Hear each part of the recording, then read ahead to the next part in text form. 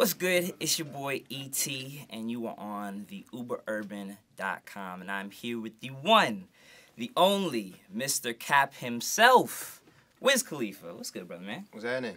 How you been? Coolin', man. It's been a while since I last saw you. It was at the first Illmore at the South by Southwest in Austin, Texas. Mm-hmm. Crazy. Shot that video with Trey, The Truth. Smoked it out, too. It was good times. Remember the 25 joints? Yo, it was wild. We were faded. Yeah. We were really, really faded.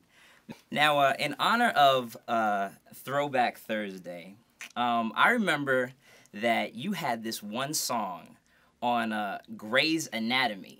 And like nobody knew who Wiz Khalifa was. Yeah, I remember that. You remember when you had Teach You to Fly. Teach You to Fly. Mm-hmm. I remember that. I was like, wait, is that Wiz on Grey's Anatomy? Mm-hmm. Like, isn't that crazy? Like how you could be like a famous rapper and like be on like ABC network and like people not know who you are, and then like 3-4 years later you're the #1 rapper like in the game right now. Yeah. It's cool, it's fun, and that just shows that my publishing company was doing their job back then. Word up. Now I want you to listen to one song real quick from one of your previous mixtapes in honor of Throwback Thursday. And I just want to get a brief feedback on where your mind was at back then when you were making this one song. Okay, cool.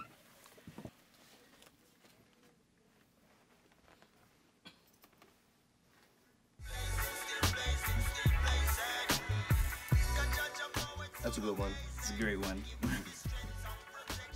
I remember this song because I was on the Deal or No Deal tour, and I was trying to finish up the mixtape, the Cushion Orange Juice mixtape, so I can get it out. And I was on tour, so I was getting beats in my email, and I was just listening to beats over and over and over.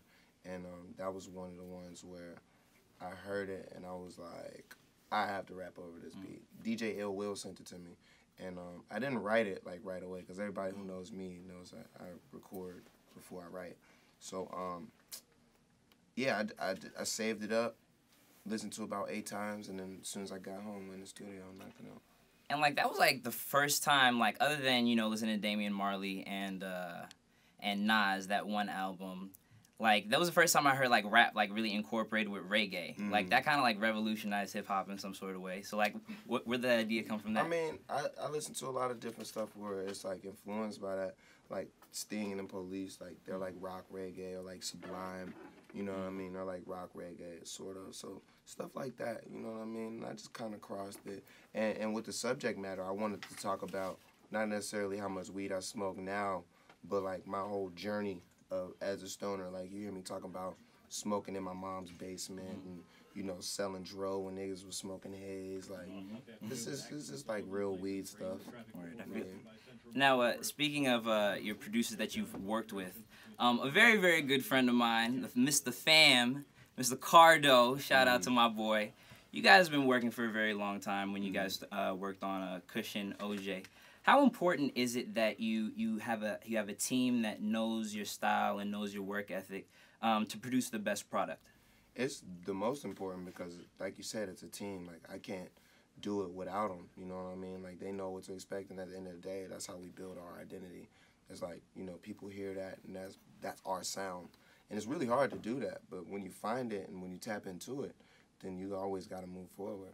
Word. And a little birdie told me that there might be a Sledgren and Cardo all-feature project coming out, maybe? Yeah. We trying to work on something where we do everything produced by Sledge and Cardo. Word. It's mainly the most important focus is the album right now, and everything that's for the streets, that'll be later. But I really, really want to get everybody wrapped around the album, like, totally, and then we'll move on from that later. Dope. Now, last question. Well, not even a question, but in honor of Throwback Thursday, there was a video that surfaced of Kendrick Lamar imitating you, and it was a pretty good imitation. And now Kendrick Lamar has one of the hottest albums like to come out, and he's definitely had an amazing success since that day. So, do you have an interpretation of Mr. Kendrick Lamar? Nah, not right now. But Kendrick's my boy though. Like that's my homie. I thought that was funny as heck when he did it. It was just all fun and games. That's what you do with your friends.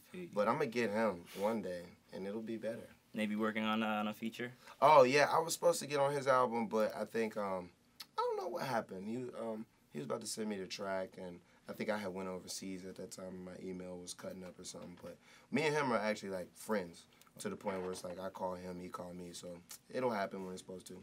Awesome. Well, man, that's our time. I appreciate this interview, yes, sir. man. Thank you, bro. You're an amazing artist, and congrats with all your success, and congrats on the upcoming baby. And tell Mrs. Rose that we say hi. Cool. Thanks, man. You are now watching TheUberUrban.com.